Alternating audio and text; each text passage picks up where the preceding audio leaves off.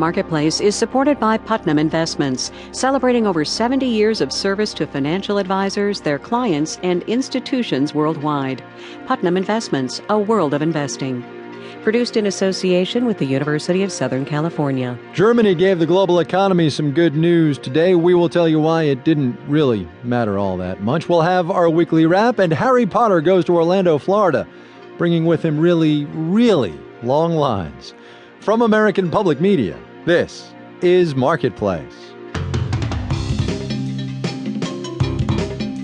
Marketplace is supported by the Bill and Melinda Gates Foundation, working to strengthen America by empowering young people to achieve educational success beyond high school.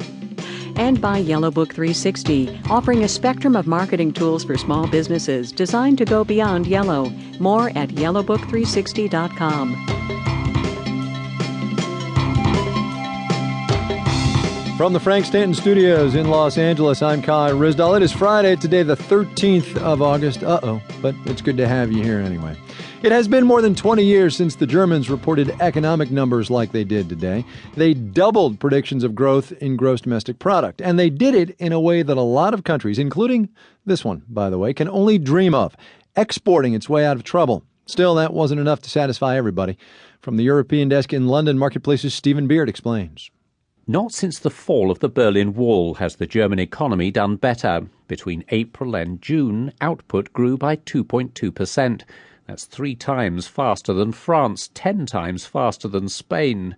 And don't even think of comparing it with Greece. The reason, says Andrew Hilton of the CSFI think tank, is Germany's exporting overdrive. It really looks as though the German export machine has been cranked up to its top volume, and it is pumping out Mercedes and Volkswagens for the rest of the world. And particularly to Asia and Latin America.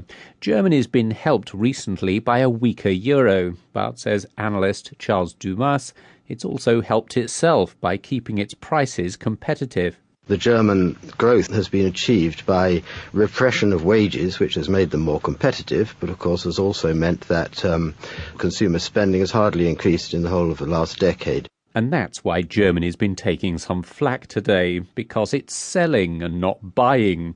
Its relative reluctance to import doesn't help other countries export their way out of trouble.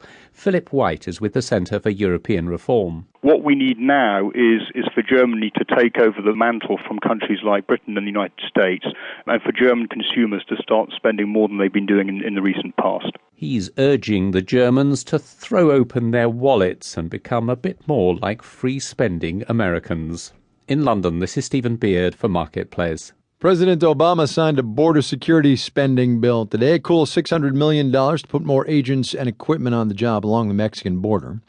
Given the state of the federal government's bank balance, though, that is deeply in the red, you might wonder where the money is going to come from. Well, says the White House, from taxes on a very different kind of immigration, H-1B visas, the ones for skilled workers. Marketplace's Elisa Roth reports. The plan will make it more expensive for certain companies to get H-1Bs. Those are the visas for skilled workers. It's clearly not going to pay for the majority of the border funding that's being called for in the new bill. Lindsay Lowell is an expert on international migration at Georgetown University. The number of companies affected isn't really known, and the number of H-1Bs that they employ is not always known. But one suspects, and I think all the evidence points to, a rather small number of firms being actually affected. Lowell says that at any given moment, between 400,000 and 600,000 workers in the U.S. have H-1B visas. But this tax will only apply to companies where more than half the employees are H-1B holders. In other words, it won't affect the big tech firms. What it will hit are the so-called body shops. These are mostly Indian companies that provide outsourced workers to American employers to write software.